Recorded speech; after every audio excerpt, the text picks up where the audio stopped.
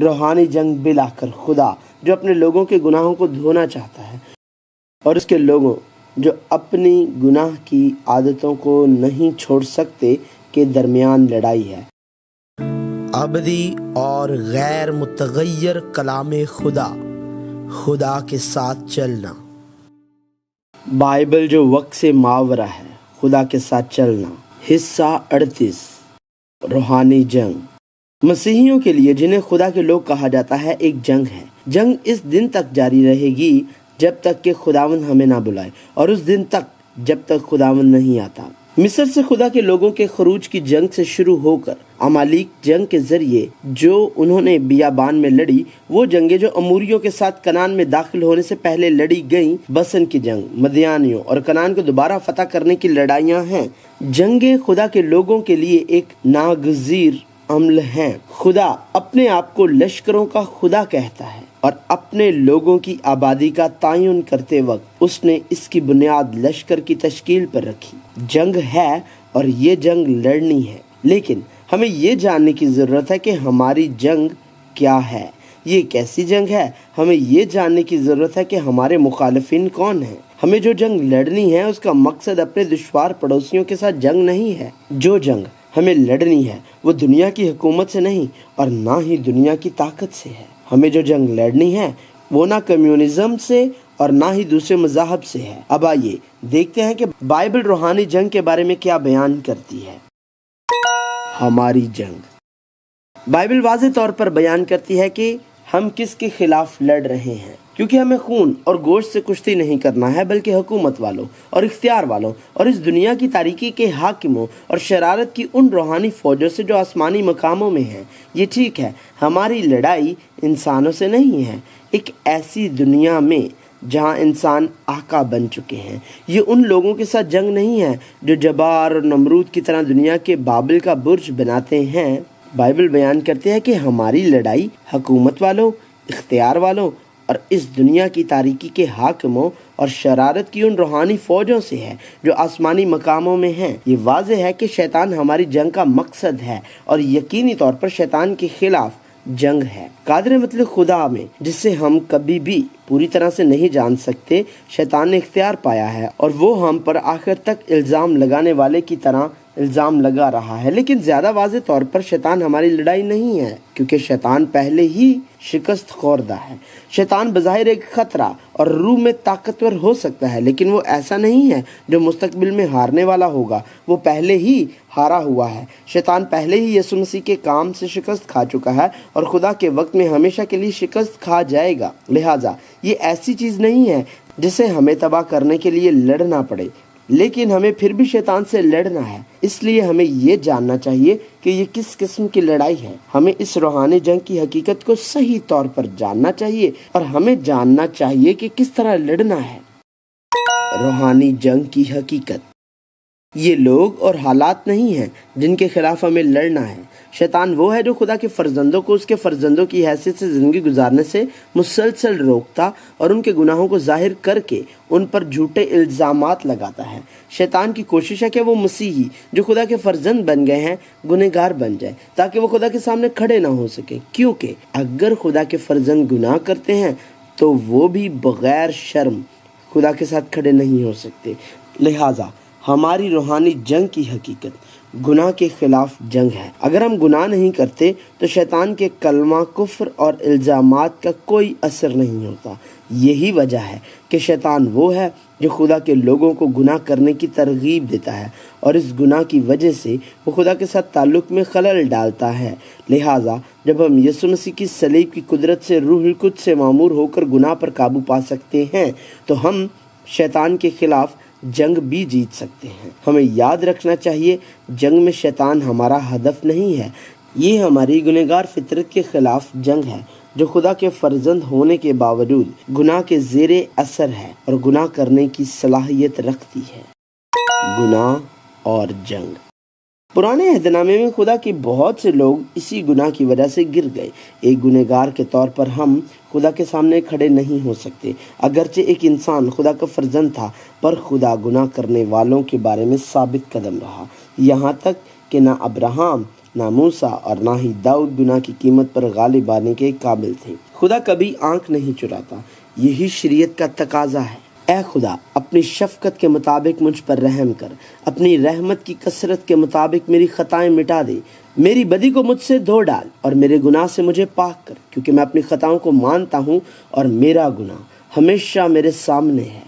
میں نے فقط تیرا ہی گناہ کیا ہے اور وہ کام کیا ہے جو تیری نظر میں برا ہے، تاکہ تو اپنی باتوں میں راست ٹھہرے اور اپنی عدالت میں بے عیب رہے۔ دیکھ، میں نے بدی میں صورت پکڑی اور میں گناہ کی حالت میں ماں کے پیٹ میں پڑا۔ دیکھ، تو باطن کی سچائی پسند کرتا ہے اور باطن ہی میں مجھے دانائی سکھائے گا۔ زوفے سے مجھے صاف کر تو میں پاک ہوں گا، مجھے دھو اور میں برف سے زیادہ سفید ہوں گا۔ مجھے خوشی اور خرمی کی خبر سنا، تاکہ وہ ہڈیاں جو تو نے توڑ ڈالی ہیں شادمان ہوں۔ میرے گناہوں کی طرف سے اپنا منہ پھیر لے اور میری سب بدکاری مٹا ڈال۔ اے خدا، میرے اندر پاک دل پیدا کر اور میرے باطن میں اثر نو مستقیم روح ڈال۔ مجھے اپنے حضور سے خارج نہ کر اور اپنی پاک روح کو مجھ سے جدا نہ کر۔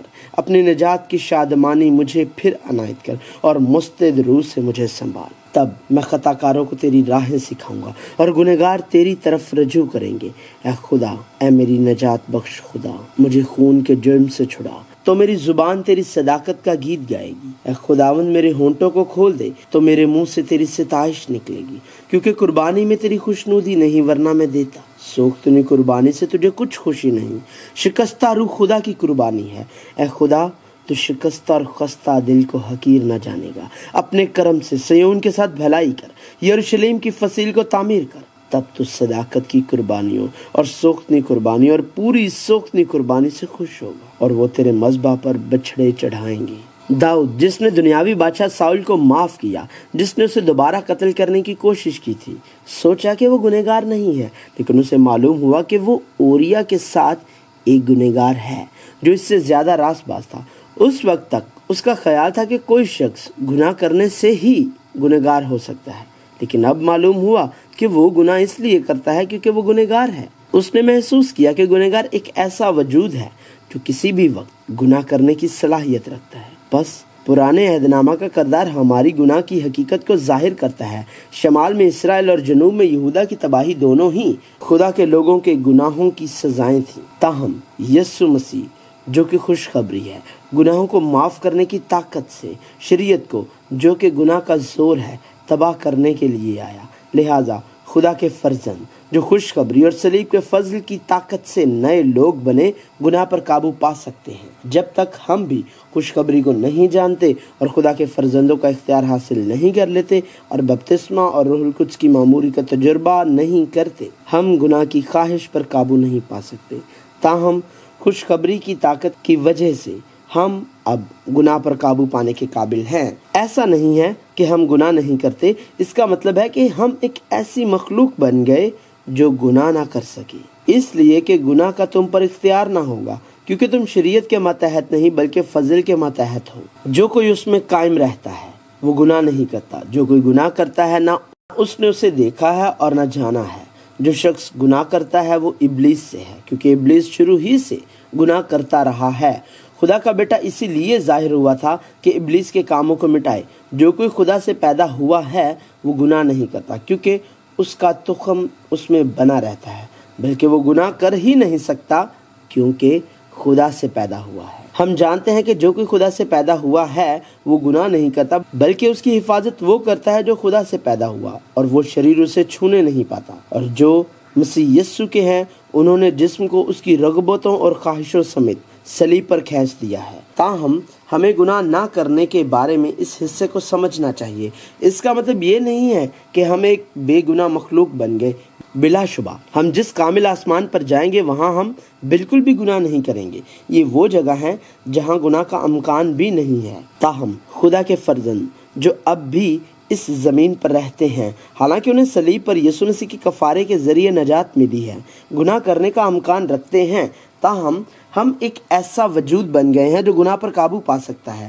لہٰذا جیسا کہ متن میں مذکور ہے، گناہوں کا ارتکاب نہ کرنے کا مطلب یہ ہے کہ ہم مزید گناہ کے غلاموں کی طرح زندگی نہیں گزاریں گے، اور خاص طور پر ہم گناہ کرنے کے عمل کی زندگی نہیں گزارتے جو کہ مسلسل اور عادتاً दोहराया जाता है। चुनांचे दाऊद ने भी खुदा से इस गुनाह से आज़ादी मांगी। तो अपने बंदे को बेबाकी के गुनाहों से भी बाज रख, वो मुझ पर गालिब ना आए तो मैं कामिल हूँगा और बड़े गुनाह से बचा रहूँगा। इसीलिए पौलुस रसूल भी बयान करता है कि हमें गुनाह के गुलाम नहीं बनना चाहिए। चुनांचे हम जानते हैं कि हमारी पुरानी इंसानियत उसके साथ इसलिए मसलूब की गई कि गुनाह का बदन बेकार हो जाए, ताकि हम आगे को गुनाह की गुलामी में ना रहें। हमें गुनाह के खिलाफ लड़ने की ज़रूरत है, लिहाजा हमें गुनाह के खिलाफ लड़ना चाहिए। हमें शैतान के खिलाफ लड़ना चाहिए जो हमसे गुनाह करवाता है। हमें होशियार रहना होगा, हमें बेदार होना है, हमें शैतान से लड़ना और शिकस्त देना है। हमें शैतान को मौका नहीं देना चाहिए, हमें गुनाह से लड़ना चाहिए और हमें मरते दम तक लड़ना चाहिए। फरेब ना खाओ, बुरी सोहबतें अच्छी आदतों को बिगाड़ देती हैं। रास्तबाज होने के लिए होश में आओ और गुनाह ना करो। तुम होशियार और बेदार रहो। तुम्हारा मुखालिफ इब्लीस गर्जने वाले शेर बब्बर की तरह ढूंढता फिरता है कि किसको फाड़ खाए। तुम ईमान में मजबूत होकर और ये जानकर उसका मुकाबला करो कि तुम्हारे भाई जो दुनिया में है ऐसे ही दुख उठा रहे हैं। बस खुदा के ताबे हो जाओ और इब्लीस का मुकाबला करो तो वो तुमसे भाग जाएगा और इब्लीस को मौका ना दो। तुमने गुनाह से लड़ने में अब तक ऐसा मुकाबला नहीं किया जिसमें खून बहा हो। चुनांचे बाइबल बयान करती है कि ये एक अच्छी कुश्ती है और मौत तक लड़नी है। बाइबल बयान करती है कि जंग हमारे ईमान को बरकरार रखने की जंग है। ऐ फर्जंद तिमोथियस, उन पेशन गोइयों के मुआफिक जो पहले तेरी बाबत की गई थी, मैं ये हुक्म तेरे सपुर्द करता हूँ कि तू उनके मुताबिक अच्छी लड़ाई लड़ता रहे और ईमान और उस नेक नीयत पर कायम रहे जिसको दूर करने के सबब से बाज लोगों के ईमान का जहाज गर्क हो गया। मगर ऐ मर्द खुदा, तो इन बातों से भाग और रास्तबाजी, दीनदारी, ईमान, मोहब्बत, सब्र और हिल्म का तालिब हो। ईमान की अच्छी कुश्ती लड़, उस हमेशा की जिंदगी पर कब्जा कर ले जिसके लिए तू बुलाया गया था और बहुत से गवाहों के सामने अच्छा इकरार किया था। ऐ प्यारो, मैं तुम्हारी मिन्नत करता हूँ कि तुम अपने आप को परदेसी और मुसाफिर जानकर उन जिस्मानी ख्वाहिशों से परहेज करो जो रूह से लड़ाई रखती हैं। ऐ प्यारो, जिस वक्त मैं तुमको उस नजात की बाबत लिखने में कमाल कोशिश कर रहा था जिसमें हम सब शरीक हैं, तो मैंने तुम्हें ये नसीहत लिखना ज़रूर जाना कि तुम उस ईमान के वास्ते जाफिशानी करो जो मुकद्दसों को एक ही बार सौंपा गया था। हम कैसे लड़ेंगे? हमें कभी भी खुदा के लोगों की जंग नहीं लड़नी चाहिए। ये जंग खुदा के साथ उसके फर्जंदों के तौर पर एक बाइज्जत रिश्ता बरकरार रखने की जंग है जो हमारे अपने ख्यालात के अक्ली तजर्बात और रवायती फैसले की बुनियाद पर है। हमें अपने निजात दहिंदा यीशु मसीह को थामना चाहिए। बस सच्चाई से अपनी कमर कसकर और रास्तबाजी का बख्तर लगाकर और पाँव में सुलह की खुशखबरी की तैयारी के जूते पहनकर और उन सब के साथ ईमान की सिपर लगाकर कायम रहो, जिससे तुम उस शरीर के सब जलते हुए तीरों को बुझा सको और निजात का खोद और रूह की तलवार जो खुदा का कलाम है ले लो। सच्चाई से कमर कस, रास्तबाजी का बख्तर, सुलह की खुशखबरी, ईमान की सिपर, निजात का खोद, सब हमारे खुदावंद यीशु मसीह की तरफ इशारा करते। हमें यीशु मसीह के साथ पूरी तरह मुसल्ले होना चाहिए। हमें यीशु मसीह से मलबूस होना है। ये यीशु मसीह में यीशु मसीह के साथ रहना है और वक्त को पहचान कर ऐसा ही करो, इसलिए कि अब वो घड़िया पहुंची कि तुम नींद से जागो, क्योंकि जिस वक्त हम ईमान लाए थे उस वक्त की निस्बत अब हमारी नजात नज़दीक है। रात बहुत गुजर गई है और दिन निकलने वाला है। बस हम तारीकी के कामों को तरक करके रोशनी के हथियार बांध लें। जैसा कि दिन को दस्तूर है, शाइस्तगी से चले, ना कि नाच रंग और नशाबाजी से, ना जिनाकारी और शहवत परस्ती से और ना झगड़े और हसद से, बल्कि खुदावंद यीशु मसीह को पहन लो और जिस्म की ख्वाहिशों के लिए तदबीरें ना करो। और हमें खुदा के कलाम को, रूहुल कुद्स की तलवार को यूं थामना चाहिए गोया हमारी ज़िंदगी इस पर मुनहसर है। यहाँ तक कि यीशु ने खुदा के कलाम को बयान करके शैतान की आजमाइशों पर काबू पा लिया। उसने जवाब में लिखा कि आदमी सिर्फ रोटी ही से जीता ना रहेगा, बल्कि हर बात से जो खुदा के मुंह से निकलती है। यीशु ने उससे कहा, यह भी लिखा है कि तू खुदावंद अपने खुदा की आजमाइश ना कर। यीशु ने उससे कहा, ऐ शैतान दूर हो, کیونکہ لکھا ہے کہ تو خداوند اپنے خدا کو سجدہ کر اور صرف اسی کی عبادت کر۔ ہمیں روح القدس میں بھی دعا کرنی چاہیے اور ہر وقت اور ہر طرح سے روح میں دعا اور منت کرتے رہو اور اسی غرض سے جاگتے رہو کہ سب مقدسوں کے واسطے بلا ناغہ دعا کیا کرو اور میرے لیے بھی، تاکہ بولنے کے وقت مجھے کلام کرنے کی توفیق ہو، جس سے میں خوشخبری کے بھید کو دلیری سے ظاہر کروں۔ ہمیں روح القدس کی رہنمائی میں چلنا چاہیے، مگر میں یہ کہتا ہوں کہ روح کے موافق چلو تو جسم کی خواہش کو ہرگز پورا نہ کرو گے۔ اگر ہم شیطان کے سبب سے زندہ ہیں تو روح کے موافق چلنا بھی چاہیے۔ شیطان مسلسل خدا اور اس کے لوگوں کے خلاف کفر بک رہا ہے، اس لیے شیطان تخریب کار ہے۔ شیطان خدا کا ایک فرزند ہے اور مسیحیوں کی مذمت کرنے کے لیے وہ انہیں ان کے جرائم کے مرتکب گنہگار کہتا ہے، اور مسیحیوں کو جو اپنے گناہوں کی سنگینی کو نہیں جانتے، صادق کہلائے جاتے ہیں، انہیں گناہ کے لیے بے حس بنا دیتا ہے۔ شیطان ایک گستاخ، منحرف کرنے والا، دھوکے باز، الزام لگانے والا اور جنگ کا حامی ہے۔ یہ ہمیں گناہ کی طرف لے جاتا ہے اور ہمیں پاک خدا سے الگ کرتا ہے۔ ہمیں بیدار ہونا چاہیے، ہمیں فرق کرنا ہوگا۔ بس ایک لحاظ سے خدا کے لوگوں کے گناہ کے خلاف جنگ ایک ایسا عمل ہے جس میں خدا کے لوگ جو گناہ سے آزاد نہیں ہو سکتے، روح القدس سے معمور ہو کر اپنے گناہوں پر قابو پاتے ہیں۔